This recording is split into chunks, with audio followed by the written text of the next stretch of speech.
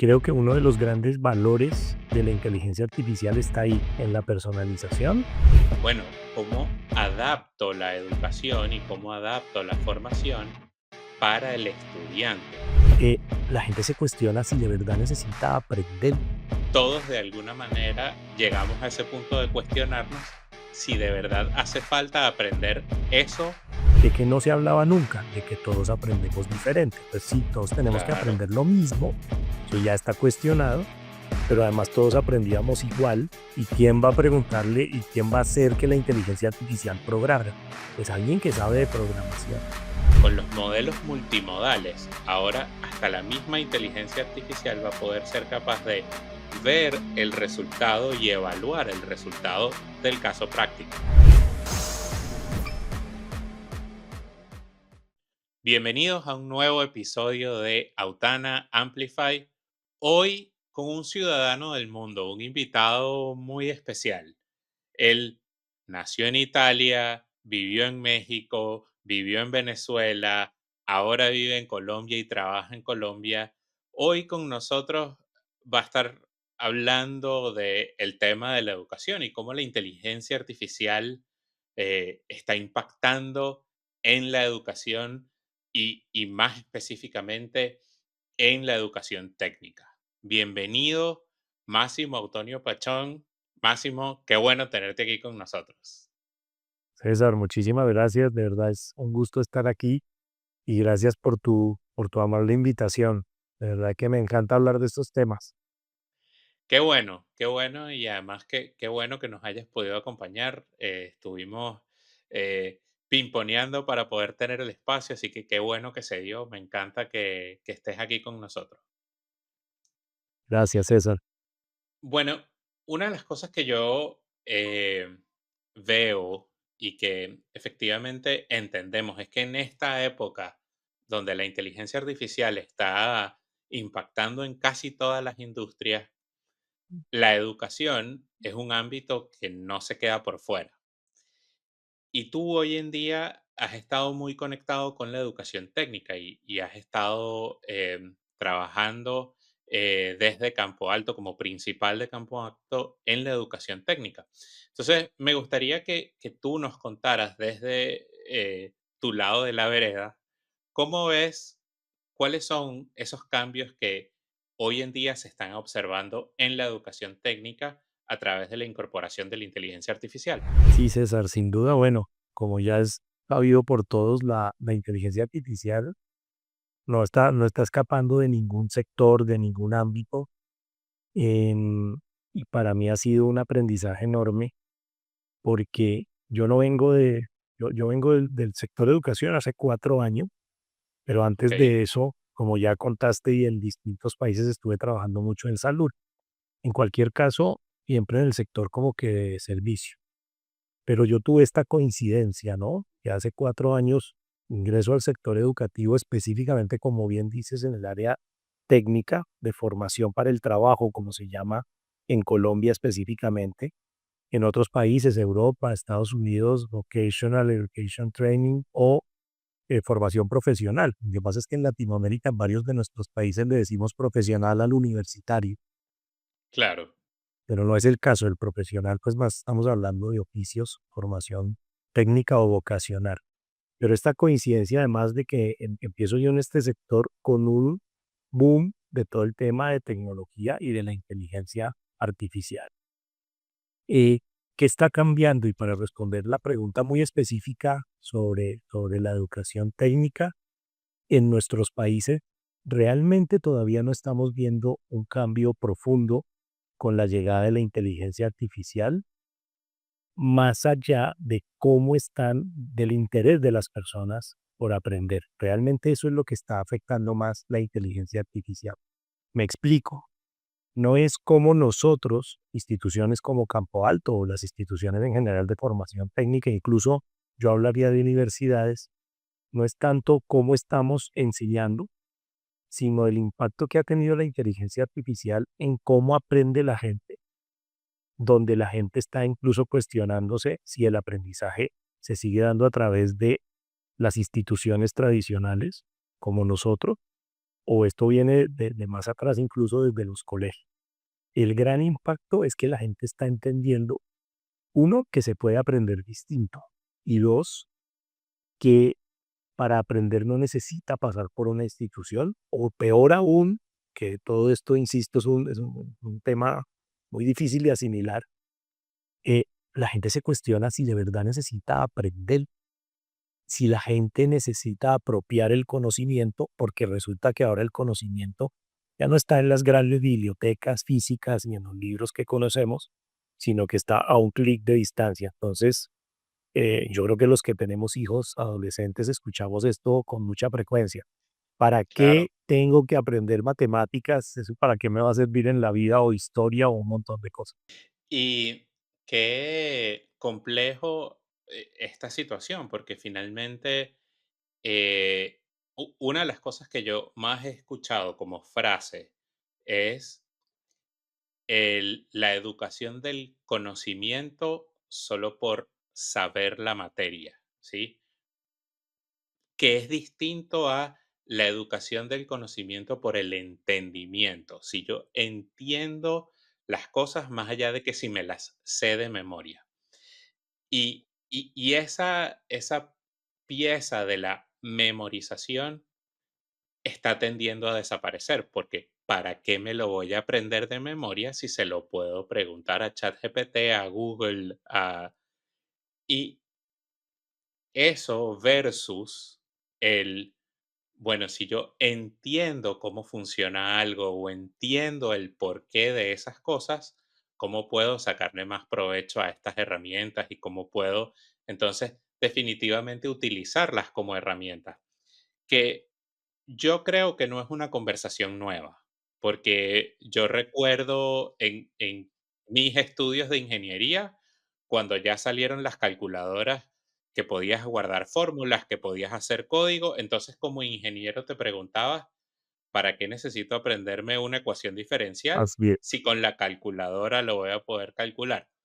Pero lo que sí era importante para uno como ingeniero era entender el proceso. ¿Cómo llego a resolver el problema para que entonces la calculadora sea una muy buena herramienta?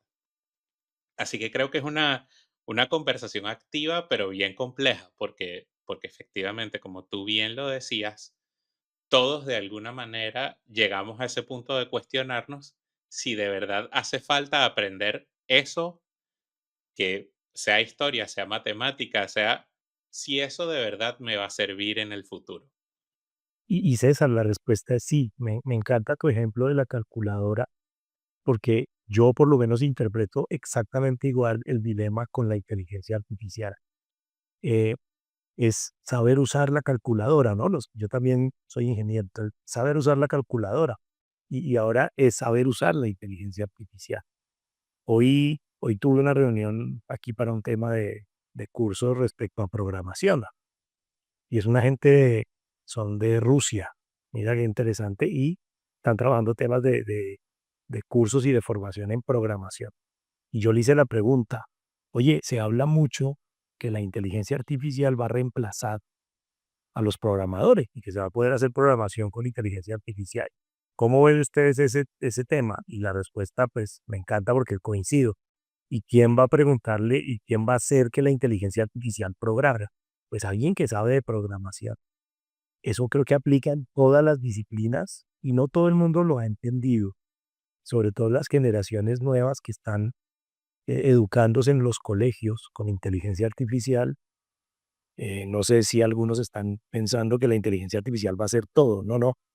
Necesitamos el talento para que trabaje. La inteligencia artificial es una herramienta, eso está clarísimo, pero no todo el mundo lo está viendo igual. Sí, y eso representa un reto para las instituciones, porque definitivamente debe Sí, cambiar el proceso de formación. totalmente. Una de las conversaciones que tú y yo hemos tenido en otros espacios, pero que además yo veo que es frecuente es, bueno, ¿cómo adapto la educación y cómo adapto la formación para el estudiante? ¿Cómo puedo personalizarla para él? Y en esa línea quiero preguntarte, ¿Cómo has visto tú ese proceso? ¿Cómo la inteligencia artificial puede personalizar el aprendizaje para el estudiante y en algún momento considerar si eso de verdad va a reemplazar a los docentes? Creo que uno de los grandes valores de la inteligencia artificial está ahí, en la personalización, pero lo dijiste todo en la pregunta, pero también uno de los grandes riesgos respecto a los docentes que creo que se tienen que transformar. Aquí un poquito de historia, yo no soy el más experto, pero digamos casi que de conocimiento general, lo que todos sabemos, pues de dónde proviene el modelo educativo, ¿no? Primero un modelo, la educación era para las élites en época de Grecia y Roma. Después ya en el medioevo se fue como que, y además hay una intervención muy fuerte y un papel de la religión incluso en todo el esquema de lo que hoy conocemos como la escuela o el colegio, pero la gran forma o el gran método de educación vigente a la fecha viene de la revolución industrial y es formar gente de manera estándar y ahí ya empieza desde el concepto la metodología, ¿no? Vamos a Claro, formar gente de manera estándar porque queremos que se comporten de una determinada manera. Los grandes precursores y los que pasamos por colegios religiosos, en mi caso católico, pues la disciplina, ¿no? O sea, te enseñan a desde claro, cortarte el velo, portar un uniforme y ser puntual, cumplir con el tiempo. Es el modelo que viene de la revolución industrial porque el mundo necesitaba formar gente que obedeciera, básicamente, por decirlo de alguna manera. Gente que hiciera caso, y ahí viene todo el resto del modelo, ahí entra mi tema en el mundo de lo técnico y de la formación para el trabajo, y es formar en oficios. claro, Pero todo esto apunta a satisfacer unas necesidades de la sociedad en términos de productividad o de producción, y eso es lo que envuelve todo el modelo educativo. Y nos estamos encontrando con unas herramientas. Entonces, lo estándar era lo normal, y todos tenemos que aprender lo mismo. ¿De que no se hablaba nunca? De que todos aprendemos diferente. Pues sí, todos tenemos que claro, aprender lo mismo, eso ya está cuestionado, pero además todos aprendíamos igual y eso también, eso es lo que está más cuestionado. Ahí entra la inteligencia artificial. ¿Cómo hago para que el que es más auditivo, hay otro que es más visual, hay gente que le encanta leer y aprende leyendo y tiene la paciencia y la dedicación para leer, otros aprendemos distinto, de pronto preferimos ver un video o el método que es digamos, uno de los métodos, porque son varios en el mundo de la formación técnica o de la formación vocacional, que es aprender haciendo. Que ahí claro, hay un tema donde la inteligencia artificial por ahora pues no desplaza y es el tema del oficio y del arte y ese componente. Sin embargo, y yendo a la segunda parte de la conversación, los docentes, pues eso cambió. Venimos de generaciones de docentes que repetían cosas, era como el que extraía el conocimiento probablemente de un libro y se lo transmitía a un grupo de personas en un salón de clase. Pues es que eso ya simplemente no funciona, ni la gente tiene el mismo nivel de atención, ni lo que esa persona te pueda transmitir, él posee el conocimiento, porque ese conocimiento que él te está transmitiendo, pues ya hay otras fuentes. Por lo tanto, creo que estamos viendo un rol más de acompañamiento y de tutoría que van a hacer esos docentes. Creo que va a seguir teniendo mucho valor y también aplica en el mundo universitario de carreras, como las llamamos aquí, profesionales, los docentes que tienen la autoridad para enseñarte porque tienen la experiencia. El abogado que claro, lleva ejerciendo como abogado 10 o 15 años o el ingeniero, que lo que te transmiten es una mezcla entre conocimiento teórico y unas vivencias prácticas que son fundamentales y que alimentan muchísimo. Porque por lo demás, la tutoría de lo puramente teórico, y lo sabemos, César, lo hemos hablado también, también te la hace ya la inteligencia artificial. Es muy correcto. difícil competir con eso. Y yo pensaba un poco en lo que tú mencionas, en ese tipo de estudiante que aprende haciendo. Una de las cosas que va a ser factible en el muy corto plazo, si no es que ya hay instituciones que lo están haciendo, es que yo voy a poder usar la inteligencia artificial para crear no voy a decir infinitos, pero un montón de casos prácticos y voy a poder utilizar la misma inteligencia artificial y por eso decía que con los modelos multimodales, ahora hasta la misma inteligencia artificial va a poder ser capaz de ver el resultado y evaluar el resultado del caso práctico. Yes. Entonces, Te efectivamente, el va a val- docente, claro, el docente va a ser más bien un rol de acompañamiento, de, ok, yo te guío, yo te doy mi experiencia, yo te digo cómo yo lo hice en algún momento, pero ya la misma inteligencia artificial va a tener la posibilidad de ponerte el caso práctico y de evaluarte el caso práctico. Así es. Y en ese sentido, y lo comentaba pensando en lo siguiente que te voy a preguntar, pero tiene que ver con eso, cómo las instituciones se están adaptando frente a estos avances que, como te digo, yo cada vez veo que la inteligencia artificial va mucho más rápido, pero ¿cómo ves tú que las instituciones se están adaptando? Mira, es que sí, tiene dos matices esa pregunta. Uno es cómo se están adaptando y la otra es cómo se deberían adaptar. Y son respuestas distintas. La primera, en el entorno que yo estoy, que conozco, y específicamente Bogotá, aquí en Colombia, yo creo que es un tema generalizado en Latinoamérica. La respuesta general es que creo que no nos estamos adaptando. Nos cuesta mucho, son procesos lentos en nuestros países latinoamericanos. Primero, no generamos conocimiento, no somos los grandes generadores de innovación, pero además, porque está bien, eso puede pasar, pero podríamos ser muy buenos adoptando innovación de otro. Y somos lentísimos en eso por una serie de factores culturales y laborales. Nuestras políticas laborales en Latinoamérica no ayudan a eso, más bien protegen el statu quo y seguir siempre igual.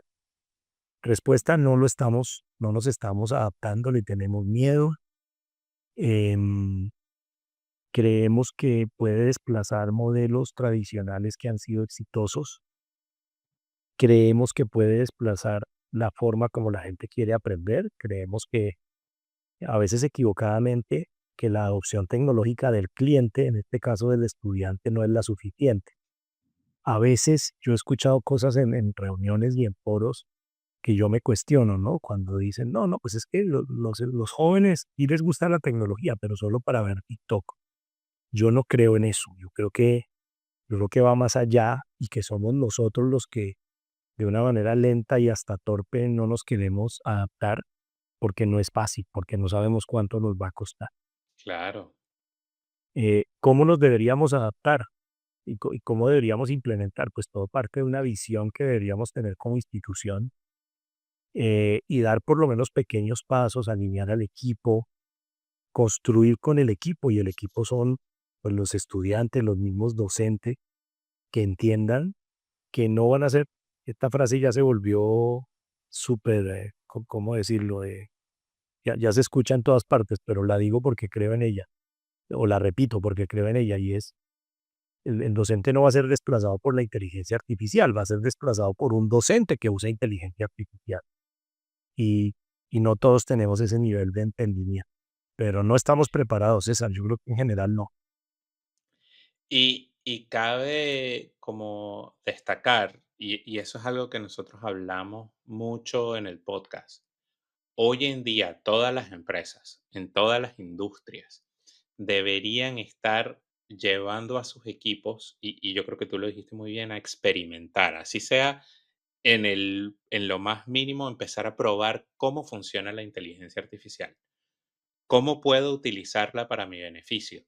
Oye, ¿puedo hacer mejores clases utilizando inteligencia artificial? ¿Puedo crear o co-crear con inteligencia artificial mejores contenidos dentro de mi currículum? Porque finalmente no queremos, o por lo menos no ahora, queremos salir del currículum, pero como docentes, ¿cómo utilizamos estas herramientas en nuestro día a día para hacerlo mejor? Y la otra cosa que en tu reflexión yo veo, y que tiene mucho sentido, o sea, efectivamente, los jóvenes de hoy en día quisieran estar todo el día en TikTok, porque el algoritmo y las herramientas están diseñadas para eso, para entretenerte y que puedas pasar todo el día ahí. Y, y esa herramienta está hecha para eso, pero yo en esa misma línea pensaría, bueno, ¿y cuánto estamos adaptando la educación para eso? Porque una de las cosas que yo me cuestiono es si las recetas de TikTok para cocinar funcionan tan bien y la gente aprende a cocinar, ¿por qué no tengo recetas de matemáticas, recetas de historia, recetas de geografía en ese mismo formato donde la gente puede aprender y donde yo sé que puedo incluso utilizar los mismos patrones, videos cortos, gamificación, intereses del estudiante y por ahí llevar la educación a este medio que en este momento entendemos y sabemos que funciona? Y ese es un cuestionamiento que yo creo que en la industria educativa debemos hacernos, porque y yo creo que eso va a hacer un cambio fundamental en cómo las instituciones abordan estas nuevas tendencias. Sí, y usaste una palabra que te iba a responder usando eso, es el abordaje que hagamos como formadores, pero es que además ese mercado se amplió.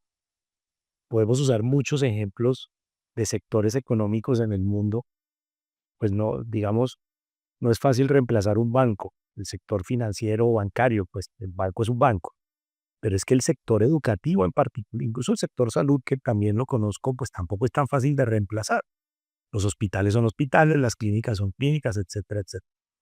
Pero es que la educación sí cambió y se ha visto desplazada por la forma como la gente consume la información y la forma como la gente aprende. Entonces, resulta que TikTok sí se volvió competencia y YouTube desde hace muchos años se Sí, volvió claro. competencia de una universidad.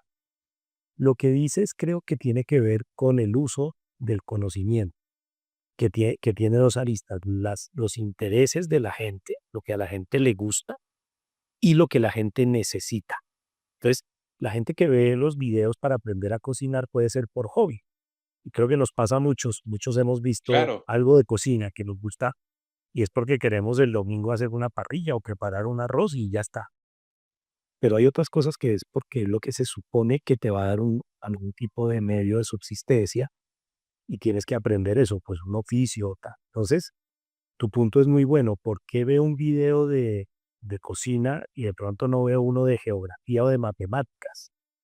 Pues probablemente el tema será que yo voy a vivir, o puede ser tu hobby, no digo que no, hay mucha gente que le encanta la geografía, pero vas a vivir de eso, digamos, cálculo que tú mencionabas, ejemplo, qué uso tiene ese conocimiento. Entonces me lo reservo para después o simplemente sé que lo puedo encontrar de una manera muy fácil para que aprendo. Eh, es muy complejo. Yo creo que es que estamos viviendo la aceleración. Probablemente no lo veremos nosotros, no sé en cuántas generaciones, pero estamos viendo como el punto de inflexión que va a acelerar la forma como la gente aprende en, en- en el mundo y el futuro no sé cuál va a ser, pero que va a ser la gente. Ya hoy podemos consultar lo que queramos en cualquier dispositivo, pues imaginémonos eso en 50 años, una locura. correcto, correcto. Y en esa línea, yo tengo una pregunta que va también en ese concepto de la transformación, porque entonces, ¿qué profesionales deberíamos estar formando ahora para convivir y para trabajar con la inteligencia artificial? Porque, como tú bien lo decías, en el pasado nosotros formábamos porque la revolución industrial necesitaba un determinado tipo de profesional, pero en esta época donde tenemos herramientas como la inteligencia artificial y donde todo lo tenemos a la mano, ¿cuál es el perfil del profesional que debemos estar formando hoy? Creo que va a seguir la tendencia inevitable en todos los sectores, no solo en educación. Esto va a pasar en salud, creo que ya está pasando en salud, es la personalización. Así como estamos hablando de la educación personalizada, y ahí me devuelvo a los docentes, creo que los docentes, van a seguir teniendo un rol protagónico en la medida que sean capaces de transformarse. Creo que tienen que tener un acompañamiento personalizado, no como Ujú. el tradicional que es grupal. Y el futuro de las carreras, llamémoslo, también va a ser una personalización. Esto no es de mi autoría, es una persona que admiro y aprecio mucho de una universidad muy prestigiosa aquí en Bogotá, que tuvimos alguna vez esta conversación y ella me contaba que esta universidad ya está pensando que las carreras del futuro se componen de distintas disciplinas. Hoy conocemos las carreras como derecho, los abogados, ingeniero en X especialidad, marketing, y ella me decía, imaginémonos a alguien cuyos intereses son de emprendimiento, pues probablemente tiene que saber algo de derecho comercial, tiene que saber algo de finanzas, tiene que saber algo de Claro, marketing, tiene que saber de talento humano, si fuera por el lado de servicios, o de ingeniería mecánica, industrial o alguna otra, si quiere que ver con una instalación física de producción de bienes. Entonces uno se imagina un tema muy personalizado de en función de tus intereses y lo que quieres desarrollar como futuro y como plan de vida, y también al servicio de una sociedad, porque no olvidemos que al final la que nos absorbe como profesionales, técnicos o lo que seamos académicamente, pues la que nos absorbe es la sociedad, y es la sociedad correcto. la que necesita o deja de necesitar una cantidad de cosas. Yo te cuento un tema aquí en Bogotá, en reuniones con entes de gobierno, donde todavía lo que se supone que debería ser no está pasando. Y es, se supone que las empresas están necesitando gente formada precisamente en programación, en inteligencia artificial, en temas muy relacionados con tecnología, por lo cual nos han hecho la invitación a las instituciones a que formemos gente en estas disciplinas. Hasta ahí todo suena muy obvio y cualquiera adivinaría que ese es el futuro y que para allá va. Pero resulta que el tejido empresarial en Bogotá sigue pidiéndonos temas muy básicos como, o no muy básicos, sino temas más tradicionales como auxiliares administrativos. Y entonces el gran volumen de estudiantes técnicos en Bogotá, entre otros, auxiliares administrativos. Entonces ahí que tengo lo que se supone que la gente quiere estudiar, lo que me demanda la empresa y lo que las instituciones somos capaces de entregar. Todavía hay una brecha entre sector productivo, que es histórica, yo creo, sector productivo, universidad o institución educativa y los intereses de las personas, que también además son muy cíclicos.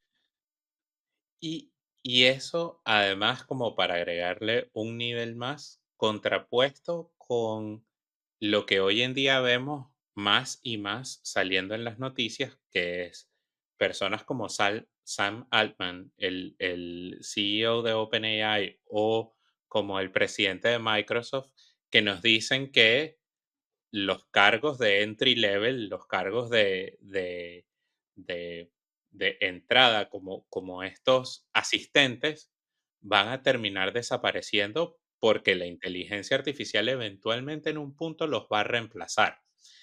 Entonces es interesante ver ese análisis que tú haces porque definitivamente necesita de un cambio mucho más profundo. Y, Sí, y yo creo que eso me hace preguntarte, o sea, estamos ante, como tú lo decías, ese punto de inflexión. Esto es, requiere de una transformación estructural. sí, y requiere inevitablemente un tema de políticas públicas y de legislación al respecto, y eso se va a tardar, me atrevo a decir, ojalá me equivoque, eso se va a tardar décadas. Todavía las reformas, y no quiero hablar de Colombia en particular, creo que es un reflejo de Latinoamérica, las reformas políticas, sociales, son, no voy a decir regresivas, para no ser tan fuerte en el término, pero sí son tradicionales, tienden a mantener status quo. Eh, Creemos que premiar, digamos, ciertas hábitos en temas de legislación laboral, de legislación incluso en salud educativa, o sea, ¿por qué no hay cambios más veloces en el tema educativo? Porque el nivel de trantología que hay que llevar y de burocracia que hay que llevar. Esto no es tampoco es de mi autoría, todas las universidades te lo cuentan en un país como Colombia, que no es el único, entre que tú te sientas con el sector productivo y diseñas una profesión o una carrera que sea de su interés, mientras la diseñas, te la aprueban y sale al mercado, te pasan 5 años o 4. Y en 4 años, en el mundo de hoy, todo cambió, todo. Correcto. En 3 meses Entonces, todo cambió. en 3 meses, exacto. Pero imagínate en 3 años. Supongamos que te va muy bien. Pues de pronto lo que tú diseñaste hace 3 años ya no vale, ya no hay el mismo interés del mercado o algo cambió incluso en la legislación. Así que esas transformaciones las veo muy lentas. Siempre se dice que la tecnología va más rápido que la legislación, eso es inevitable. Pero de hecho lo que escuchamos y lo entiendo, creo que tiene sentido, pero lo que uno escucha en regiones donde hay mucho más interés en hacer esto rápido, como puede ser la Comunidad Europea, pero que escucha, lo que se escucha siempre es cómo vamos a regular, cómo vamos a, no sé si es el término, controlar esto que está pasando. Lo que escuchas ahora mismo en términos de legislación es cómo controlar lo de la inteligencia artificial y regularlo y meterlo como en cintura. Puede tener sentido. Sí creo que estamos en riesgo digamos, con el tema laboral del futuro. No sé en qué van a trabajar nuestros nietos, por no hablar de nuestros hijos, Claro. pero ese es el mundo. Es Y inevitable, yo creo. y ese punto es, súper relevante y me hace pensar mucho que en los países más avanzados, pensemos en los países que sabemos que están compitiendo en la carrera de inteligencia artificial, como Estados Unidos, como China, evidentemente Europa también está allí, pero una de las cosas que yo veo es que incluso en los más avanzados, como Estados Unidos y China, que están promoviendo el desarrollo, que están invirtiendo en desarrollo de inteligencia artificial, una de las cosas que no es claro es, si bien estamos invirtiendo en investigación y desarrollo, o estos países están invirtiendo en investigación y desarrollo, en este momento todavía no están legislando en educación con inteligencia artificial, en trabajo con inteligencia artificial. Nada de eso se está tocando. Hay fondos para investigar, hay fondos para desarrollar la inteligencia artificial, pero ese nivel de profundidad, ¿cuáles son los cambios que que tenemos como sociedad que implementar para adoptar la inteligencia artificial? En estos momentos nadie está legislando sobre eso, o por lo menos nadie que se conozca, que ya sea público, No, que se está legislando sobre ese tema.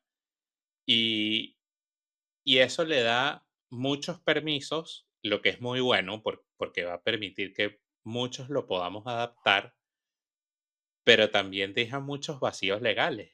bueno, Y es lo total. que tú decías, si hay tanto trámite, si hay tanta burocracia, por ejemplo, para tener una carrera universitaria, ¿cómo puedo formar a los profesionales del futuro ahora cuando en los próximos 6 meses la tecnología va a ser distinta a lo que probablemente me puedan aprobar en mi currículum y Sí. en mi pensum de formación? Y además, César, mira, sin duda, yo no voy a juzgar eso como bueno ni malo, pero sin duda cualquier legislación rápida, lenta, cuando venga, va a ser proteccionista. Y va a ser proteccionista desde un sentido y desde un punto de vista humano, lo cual hay que comprender porque eh, no, digamos, hay oficios que el costo social de desplazarlo va a ser impagable, no solo para Claro, el político de turno, sino para la sociedad en su conjunto, para ¿no? Es próximas generaciones. claro. Vámonos a otro sector, pero aplica igual en educación, obvio, con los docentes, pero el tema de los autos eléctricos, pues, ¿qué pasaría en países grandes como Estados Unidos o México si toda la carga que se mueve en estos países se hiciera con camiones o sí, vehículos de carga eléctrico? ¿Cuánta gente se queda sin empleo? Docentes, etcétera. Entonces viene un tema, ahí viene un fenómeno social que es al que le tienen miedo los detractores de la inteligencia artificial, y es que, ¿cuál es esa? ese talento o mano de obra que esto va a terminar desplazando y cuál va a ser el impacto en nuestras sociedades. Digamos, el hombre del futuro, como que hay una involución, si se quiere ver como involución, no necesariamente no será a que el hombre del futuro pues sea cazador-recolector y la sociedad como la conocemos hoy, digamos, su, en su contexto económico y cómo funcionamos, pues no sabemos a dónde terminaría, ¿no? Es un tema, claro, ahí estamos ya inventando cosas y adivinando cosas. Pero quedándonos en el presente, César, ¿qué pasa? Todavía, digamos, y esto también tiene una explicación histórica, tal vez en Latinoamérica, no sé si en otros entornos, no sé, el Asia cómo funciona, y es, todavía nosotros desde nuestra regulación, pero también por cultura, requerimos, necesitamos y queremos los títulos, que son los famosos diplomas. Eso sigue estando muy vigente. Y lo digo desde lo cultural, es decir, lo que más nos da tranquilidad como padres y lo que le dio tranquilidad a nuestros padres es que obtuviéramos un título académico, puede ser universitario, técnico, el bachillerato, lo que sea, pero eso daba culturalmente una tranquilidad, todavía pasa en Latinoamérica. Pero Y, además la legislación lleva, perdona, a que tú necesites el título, que es la validación de un ente, la validación de que una institución te formó en algo aprobado por un tercero, que puede ser un ministerio o que puede ser distintos actores, y eso es lo que te valida ante un empleador para trabajar. Caso típico, correcto, como lo tenemos nosotros, enfermería. Y típicamente las disciplinas de la salud, tú necesitas el cartón. Sin el diploma no trabajas. claro. Y hasta que eso no cambie, ahí la educación, pues tampoco va, digamos, la forma como enseñamos y cómo aprendemos, también va a ser mucho más lento el cambio. Y yo te iba a preguntar en esa línea, ¿tú has visto ese cambio en las empresas? Porque aquí en Estados Unidos es mucho más evidente que tú puedes tener profesionales contratados con buenos sueldos sin tener título universitario. Siempre que tú puedas validar el conocimiento y puedas validar que son profesionales que están, que tienen las competencias para el cargo que tú los estás contratando. Pero yo siento que en Latinoamérica todavía tenemos muy arraigado eso de si no tiene título, no lo contrato. ¿Cómo lo ves tú específicamente en Colombia? Sí, también muy lento, César. Hay pequeños cambios, ya se empiezan a observar pequeños cambios, pero sobre todo al nivel más operativo y tal vez en mi mundo técnico, de formación Claro, técnica o formación para el trabajo, se están volviendo más laxos en, bueno, que venga y yo le enseño, que venga y yo lo termino de formar, que además, claro, como tiene que ser, porque el parte del modelo de formación para el trabajo, que es primo hermano del modelo dual alemán, formamos entre los dos, entre la institución y la empresa. Lo que pasa es correcto. que hay empresas que no lo apropian y creen que, que llega a la empresa ya experto. Aquí hay una anécdota en Colombia, muchos memes mm, al respecto, y es que en Colombia además los procesos de reclutamiento son bien particulares, Claro. y entonces a veces nos burlamos, ¿no? Cuando en Colombia se publica una vacante, búsqueda de gente para una vacante, te piden que tengas entre 20 y 25 años, con 15 años de experiencia, 3 idiomas. Sí, un poco el tema Claro, de, oye, eh, vamos al mercado, qué es lo que hay, qué es lo que puedes conseguir. Eso es fruto de algo, eso es fruto de que en países como Colombia hay mucha gente sobrecalificada, sin empleo o sin el empleo que se supone que debería tener en función de sus competencias académicas. Entonces, claro, las empresas tienden a inflar las expectativas del perfil de los candidatos. El cambio, para responderte la pregunta, muy lento, sobre todo en el tema profesional, ujú, porque pues si necesitas un abogado, sigues queriendo que sea abogado, digamos, hay unas profesiones muy, muy claro. específicas. Creo que les ha tocado flexibilizarse, no tengo muchos datos, pero en el tema de tecnología, ahí creo que sí hay un entendimiento de que hay gente que incluso se ha hecho a punta de teclear, pues, y de aprender por su Claro. cuenta y tal, y son además maravillosos en su trabajo y en su desempeño. Creo que ahí hay flexibilidad, pero en otras cosas todavía no tanto. Y en esa línea yo quiero hacerte una pregunta que, digamos, para mí es un cuestionamiento constante, porque una de las cosas que nosotros decidimos cuando iniciamos nuestro proyecto,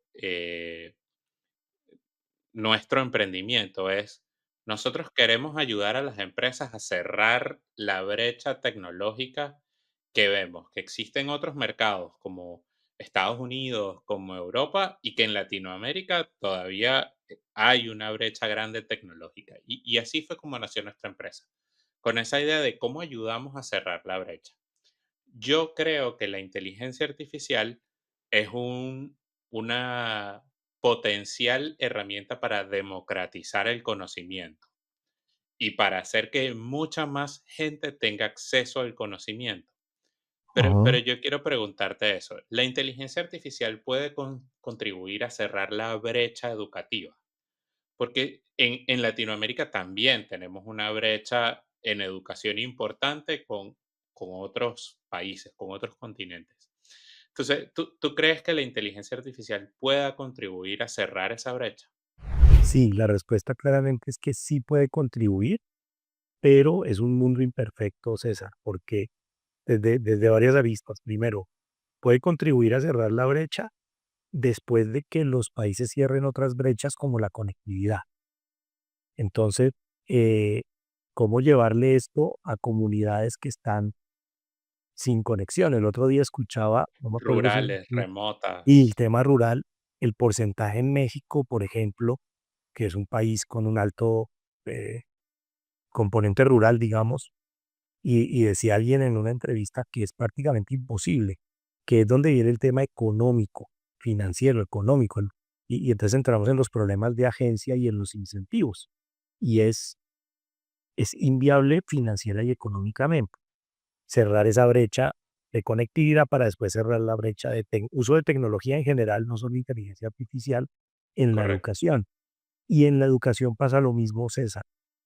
Digamos, sin duda la inteligencia artificial puede cerrar esas brechas, pero de nuevo hay un problema de incentivos. Lo democratiza de tal manera que puede ser gratis. Y entonces, ¿cuál es el incentivo del empresario o del emprendedor en entrarle al tema? Es decir, tú puedes hacer un montón de cosas hoy en día con herramientas y tecnología y la pregunta desde el punto de vista del emprendimiento es, ¿y eso cómo se monetiza en un mundo donde hay claro, un volumen impresionante de contenido gratis? Entonces, por supuesto que hay herramientas, por supuesto que hay mucho mejores formas y gracias a la inteligencia artificial de llegarle a la gente, lo que probablemente no está tan claro es eso cómo se monetiza. Los gobiernos le han entrado al tema de distintas maneras. Aquí en Colombia desde el gobierno, bueno, lo que yo conozco desde el gobierno anterior y en este, probablemente en otros también. Y mira que aquí hay un dicho, creo que es muy latino, no solo en Colombia, no me acuerdo si en Venezuela, y es que ni regalado. Pues aquí tenemos ese caso, aquí hay gente que no estudia ni regalado, claro, eh, y están ahí, está el acceso a las plataformas, está el conocimiento, estamos hablando incluso de formación con grandes empresas, con marcas prestigiosas, incluso en tecnología. Pues hay gente que no quiere estudiar o que no está viendo el valor de formarse. Entonces, el cierre de brechas también tiene que ver con el que consume o con el que va a intentar que eso sea un modelo de negocio sostenible. Y ahí no está tan fácil. claro. No, definitivamente. Y ya para cerrar, porque, bueno, ya estamos llegando al final del episodio, me gustaría preguntarte, y a mí me gusta esta visión de futuro, que podamos describir en lo que podemos ver, eh, qué pasos debería seguir una institución que quiere comenzar a utilizar inteligencia artificial en su proceso formativo. Sí, yo creo que todo parte de tener una visión clara, César, de qué es lo que queremos hacer. Suena, suena el librito y suena como tonto, pero es que mm, cuando empezó este boom de la inteligencia artificial, porque yo lo veo como un boom y no como una moda, o sea, creo que es algo Claro, que llegó para quedarse. 100%. Entonces, sí, entonces, pues cuando empezó esto, en muchas juntas y en muchos espacios corporativos o empresariales, pues, oiga, hay que hacer algo con la inteligencia artificial. Pues no es por ahí, es decir, no es, y además le daban el proyecto en sus inicios a los de tecnología. Y es un proyecto que no es del área de tecnología, es un proyecto, Correcto, digamos, corporativo, organizacional, institucional, como se quiera llamar. Entonces, parte de la visión, ¿cuál es el propósito de implementar inteligencia artificial en la institución?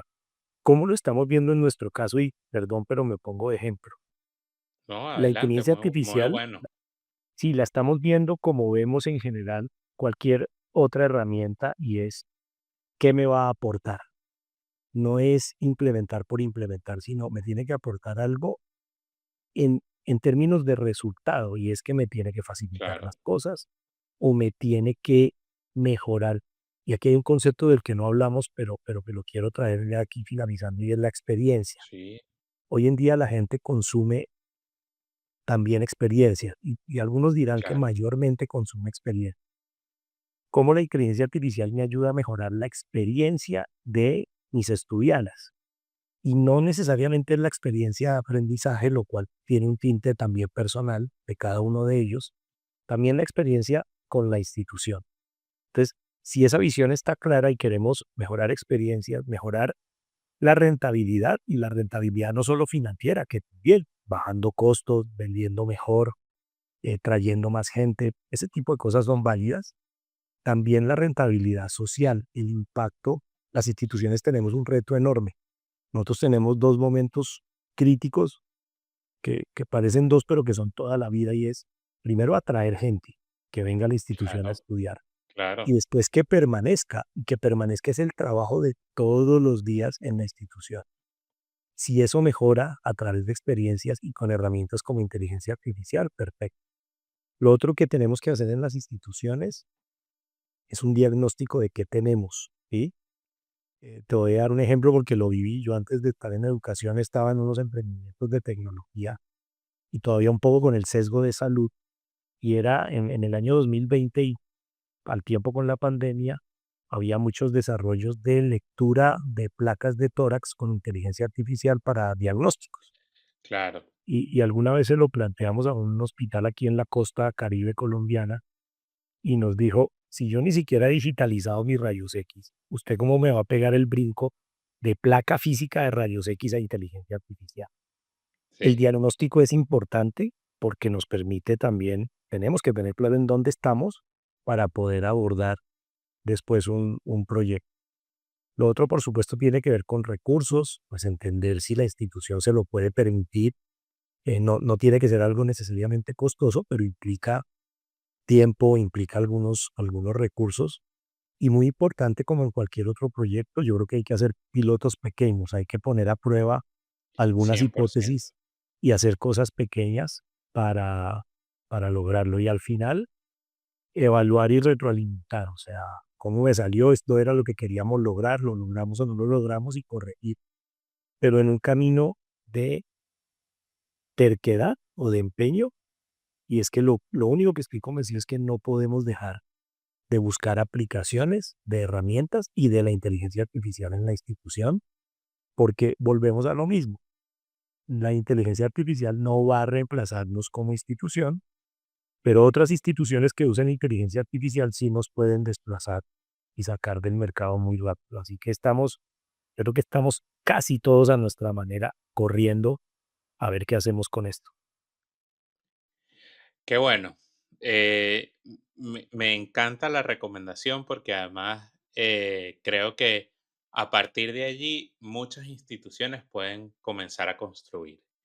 Y yo creo que todos los que estamos de alguna manera en el mundo de la educación, en el mundo de de la formación, debemos empezar a construir desde eso que tú mencionaste, desde hacer experimentos, de hacer pequeñas pruebas de concepto, ir aprendiendo de esa prueba de concepto, de ir iterando Y como bien lo decías, partir desde el diagnóstico. ¿En qué etapa de mi proceso estoy?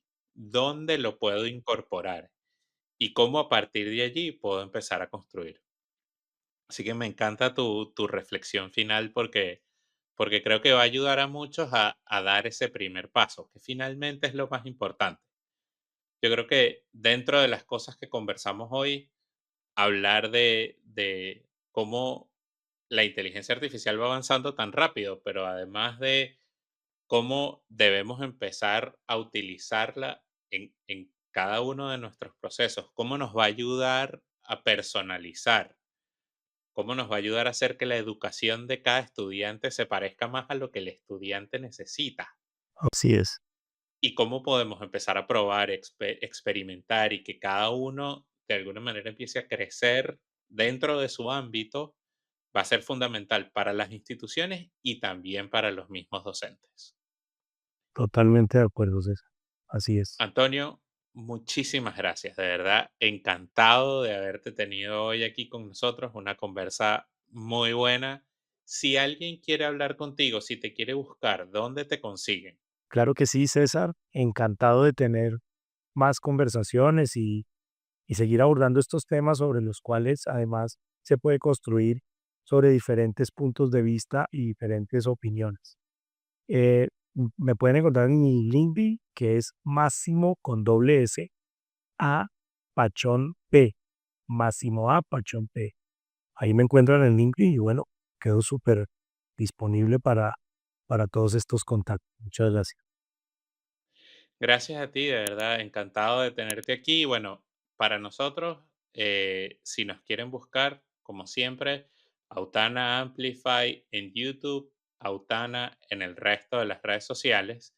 Y si quieren conversar conmigo, César Hernández C en LinkedIn. Ahí estamos abiertos, como bien lo dijo Antonio, para seguir construyendo sobre estas visiones de cómo aplicar inteligencia artificial en las diferentes industrias.